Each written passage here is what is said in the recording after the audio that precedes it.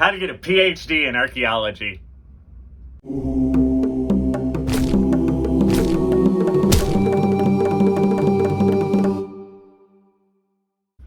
So how do you get a PhD in archaeology, or really in any other discipline for that matter, because all this stuff is basically the same.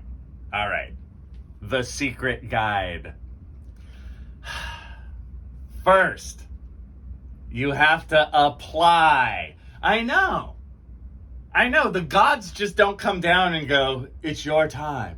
No, you have to apply, and you have to take the application process seriously before you even apply. Do your research, meaning where do you think you want to go for this PhD? That takes some time, my friends. You want to be smart about that. Don't spend too much money. That is a common screw up that I see, right? Most PhDs, even if you make it, half the time you do, half the time you don't. Even if you're the half that makes it, that doesn't equal you're all of a sudden going to make plenty of money to pay off your student debt, right? So first and foremost, don't be stupid with the money thing, right? Go somewhere that's reasonably priced. I would say one of the worst things you could do would be to go to a private school for a PhD in archaeology. Like, why? I'm $150,000 in debt. You're a fool. So think seriously about that money thing. As I always say, especially with a PhD, you can go into debt and that's okay, but go into debt for car money. Don't go into debt for house money. Okay? Know what I'm saying? It's like, you come out of it all, you're $30,000 in debt. Well, that's a well-appointed Honda Civic. That's okay. You can pay that off in reality. 150 grand, that's a house. Don't do that to yourself. There is, the monetary thing really matters. So for step one in the application process, make sure you're applying to a place where you're not going to spend too much money. Now, as you apply, you're also going to want good letters of recommendation. So that should be from professors who you've worked with, who really know you, right? Those connections you hopefully made before. You want to pull on those. We, the professors, are happy to give you a letter of recommendation if we've really worked with you a bunch and stuff. And, you've worked in our lab every Friday afternoon. That's great, right? And we're going to be like, hey, they worked in my lab every Friday afternoon. They're a great student, right? You want to get those. You want to think seriously about getting strong letters of recommendation. As you apply and think about, that funding money thing, also see if the school is going to give you funding. And they'll talk about that by the year. A short answer to this is 3 years of funding or more, I would say is really solid. That means for 3 years that you're there, you won't basically have to pay anything. You won't have to pay any fees, and sometimes they'll even give you a little monthly stipend of like $1,200 or something. I mean, it's all over the map, but think of it like that. They'll peel off a few shekels for you to live on per month, and you don't have to pay the university. Realize though that a PhD in something like archaeology is probably going to take you like 7 years. So sure, the first 3 years are paid for. The last 4 are not. So again, don't think, oh, I got this private school. They're paying for me for 3 years. Isn't this great? Yeah, but then it's 50 grand a year as soon as it stops. So be reasonable. They'll tell you like, oh, you can be out of here in 5 years. Nobody is. In terms of timeline for a PhD in archaeology, think of it as a 7-year plan. It took me 8, but that's still within and somebody who's on like the fast track, the fastest I've seen, 5.5, 6 years. And that's somebody who is amazing. Chances are it's not you. So my point with this at the very beginning of this PhD process, be honest with yourself, be reasonable to yourself, right? Don't think, oh, I know, I'll just go really fast. You probably won't. Budget for 7 years from beginning to end. Realize that, so in the application process, follow directions. If they ask for 3 letters of recommendation, don't send 5. You know, be really careful with the directions for the application process. Hopefully you maybe know 1 or 2 of the professors at the place you're applying. Hopefully you kind of got in touch with them, because it's more than just going to the school for a PhD. You're kind of applying to be their baby. Like literally. You're applying to be their child. Because you're going to have a dissertation committee that will shepherd you through the process. So, which brings us to the next step. Let's say you do a good application, and let's say you get accepted. Also, apply to various places, you know. And what you want to look for, also, even before you get accepted, you want to look for places that have what you need. You really want to think, what do you want to learn? What do you want to focus on? If you say, I don't know, you're not ready yet, right? Like for me, it's like, okay, I want to focus on the classic Maya of Belize. I want to focus on water ritual. Like those are very specific, right? So hopefully I can go to a school that has maybe a Mayanist on staff. So if you're really into the Maya and there's no Mayanist, maybe that's not the school for you, right? You want faculty members who can help you in your field. And even though like maybe I need a Mayanist, maybe I also need an underwater person. Now you're not going to get everything, but you want 1 or 2 that really know deeply what you're studying. What I've found, though, what's funny is more important than anything is that the faculty members see the past the same way you do. And that gets into the theory side, you know, and it doesn't have to be perfect, but it needs to be kind of close, because that relationship could go sour years in if you want to do something that's really to the side of what they like. You know, we think people are magnanimous, reasonable people, but sometimes they're not.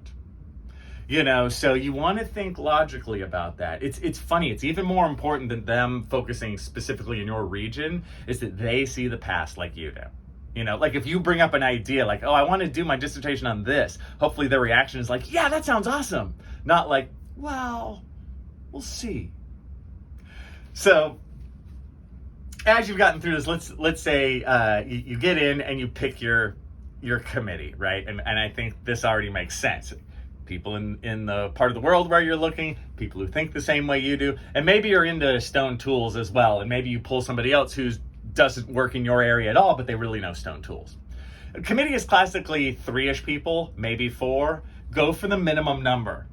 Too many chefs spoil the sauce, right? So it just, your life will be easier later with fewer members. And you want to have a really good idea who your main advisor will be. The person at the top of the pyramid who shepherds you along the entire process. And that's the person you're really interacting with. I think it's okay if on day 1 of grad school for a PhD, if you don't know who your complete committee is going to be. But you want to know who your advisor is going to be, who your main person. You want to have a good idea, and you want to have maybe a sketch of your possibilities. Who maybe these 3 people, or maybe I can change this guy for this guy, right? You want to think of it like that. Now, once you're in, the first 3 years or so are going to be classwork. It's going to be, you are in class just like the old days, just like undergraduate, right? You're taking classes, you're taking grad classes, which are usually pretty small. Let's say there's 12 people in it. This will be your cohort. Those are the people who came in the same time you did, right? Very similar to the military. And you're kind of going to go through these classes together and take your lumps together, right? And as you do that, hopefully you've gotten some funding. And in that funding, they may want you to be a teaching assistant, a TA. If they do, great. That is the number one, I would say, most important thing you can do with yourself, is be a TA. I was a TA for 2 full years for multiple classes, and it gave me so much great experience that I, of course, use now. You know, it gives you experience in teaching classes. You'll work with the professor, you'll grade, you'll teach the sections. It's only good. Be a TA. Be a TA. If it's in between, oh, I'm not sure, do you want to be a TA or not? The answer is always yes. Okay, be a TA. So in those 3 years, you're going to classes all the time, you're being a TA, and for archaeology, hopefully you're going into the field as soon as you can. You want to figure out what your project's going to be, like where you're going to work. You're probably going to work under a professor somewhere and focus there. Also, really start learning about how to get grants and money and this kind of thing. You do not have to be a rock star. Like, don't think, oh, you need to get an NSF grant, and if you don't, you're a loser. It's not like that. I would say, if anything, NSFs are always good, but think wide. Think about other places to get money, other places to ask for money. It's so weird when you ask for money because certain sources, this totally happened to me. Certain sources you think you have in the bag. Like, I saw one once where I just thought I was the poster child for their money. I'm like, all I gotta do is give them my name, they'll give it to me. I thought I filled out a very good grant application. I thought it was strong. I didn't get it. I was shocked. I was like, what? You know, it seemed like it had my name on it. But then other ones that seem a little farther afield where you're like, I don't know, I guess I'll apply. I got one or two like that over the years. I was like, wow, it's a happy coincidence, you know, like, hey, that one worked out. I didn't even think it would. So just like with applying for grad schools, kind of apply a bit wide, have a little bit of an open mind. Same with grant applications. Have an open mind, cut it wide. Don't just think NSF or nothing. You know, I've seen some of my favorite things that fellow students of mine have done over the years is that some of these grants they applied for that were sort of off the cuff and around the bend, but they got them. So money's money, you know? So in those years, as you're taking classes, figure out where you're going to get some grant money. It's not like you're going to need $100,000, you know, but you're going to need several $1,000s. Figure that out. Get your field experience. That's key, because as you're in the field, you can narrow down what your overall dissertation, your research questions are going to be. Again, be working on those too as soon as you possibly can. Your main research question, or 2 or 3. Usually it's kind of like one umbrella question, and then you can have 2 or 3 underneath it, right? The more focused you are on that, the more kind of single tracked you are on that, you know, where you have this research question, you're like, oh, hey, I have this question, and if I do this, this, and this in the field, that'll bring me here. And I should be able to do that over 3 summers or so, and that should make sense. Be thinking like that. Day 1, year 1, right? You want to think of that end point as you go into this. Now, after about 3 or so years of classes, then it's the wilderness.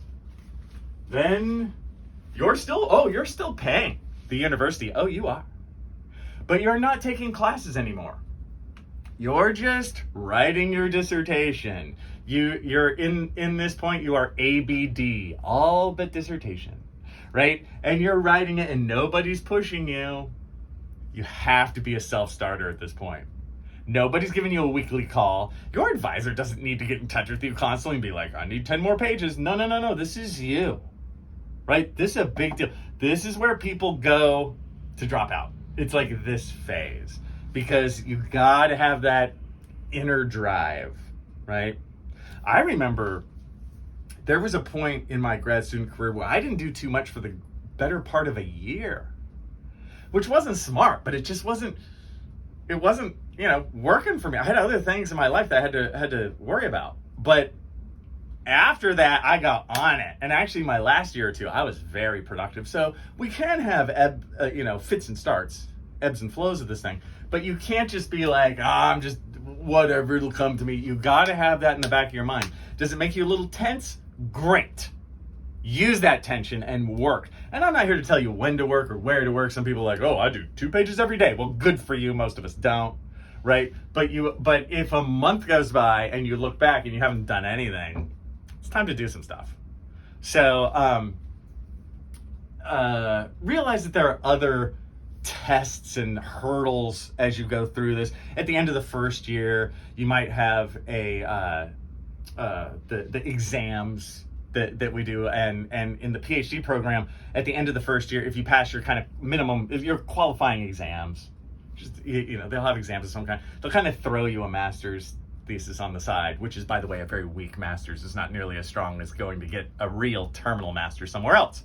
More on that elsewhere.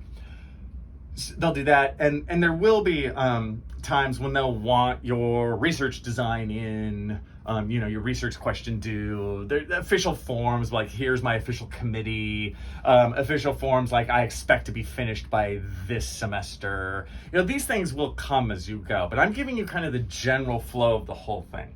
So we're in the doldrums of the final 4-ish years or so. As you're doing your research and getting it together and writing it up, there'll come a time where you really are sure, like, okay, I'm going to finish in 2 semesters. Then you got to get your committee together and kind of have the final push where you'll turn in your first draft of your dissertation, which is an amazing moment. If you can get to the first draft, you're home free. You're going to make it. You'll be embarrassed by your first draft. You'll be like, oh my God, it's so terrible. I hate myself. So what? Turn it in. And then you'll get comments on your first draft and you'll hate every single person who gives you comments. You'll be like, I can't believe they don't understand my genius. Take them with a grain of salt. It's constructive criticism. Listen to those comments. You know how great it is that somebody spent time commenting on all that stuff. Take your advisor's comments first and foremost. And then you'll have your other committee members who will give you comments too. Sometimes they'll be opposites. Go with what your advisor says when in doubt. What I did was I changed my stuff listening to the comments of the secondary committee members first, and then I did the final changes from my advisor's comments, right? That's the best way to go. It really worked well for me. So once you get there, then you do sort of maybe a second draft and a third, but they're much less work than that first draft, right? At this point, you're just like incorporating comments, you're adding stuff. Ooh, I needed these 2 graphs over here. Okay, I'll bring those in. And then things are really picking up. That's probably your last semester there, right? You're getting all this stuff together. The last difficult thing, I think, is getting all your committee members together in a room. These people have very busy schedules. You gotta get them all together for your final dissertation defense. So you do the defense, which is basically you do a presentation on your research, and the other grad students come to watch. And the committee members will then grill you some, as they should, on your dissertation. And they will ask you some hard questions. Now, this doesn't mean you're all of a sudden going to get an F and not get your PhD. What you want to do is handle it with grace and realize that, my advisor asked me some of the hardest questions, but she was doing me a favor because they're prepping you for what's going to happen if you're at some meetings or something and you have people in the audience who can't stand you anyways and are trying to tear you down. You handle it with grace and you answer those questions to the best of your ability. That's what they want to see. They want to see professionalism, right? They're gonna Kobayashi Maru you a few times. They're gonna ask you some stuff you can't possibly know, or if you do, it's shocking, right? It's how you deal. Oh yeah, that, I don't know that specifically, but it reminds me a lot of this over here, and that's okay, right? Then, once you do that, they're going to sign off on your thing, and you, my friend, get to have the DR in front of your name. I obviously didn't go through everything, but that's hopefully to give you a feel of it, of that flow of time. Just a quick snap and a jump 7 years later. Do take this seriously. Do realize you can't get a PhD on the side. The first 3 years, you really have to be at the place, a full-time student. You can move away from the place after when you're ABD, you could live somewhere else, but that's how it goes. And there is so much more, but that's hopefully giving you a feel for things. I wish you the best on this journey, should you choose to make it.